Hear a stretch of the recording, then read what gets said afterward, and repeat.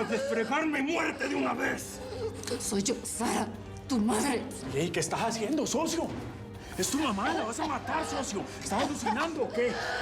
Anita, escúchame. Cálmate, soltala. Soltala, pelao.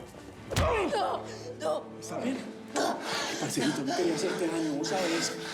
Cálmate. Es el cartel de Tijuana, Manuel. Te van a matar como mi papá y como él. Te van a matar como mi papá y como él. Todo eso, aquí no va a pasar nada, ¿ves?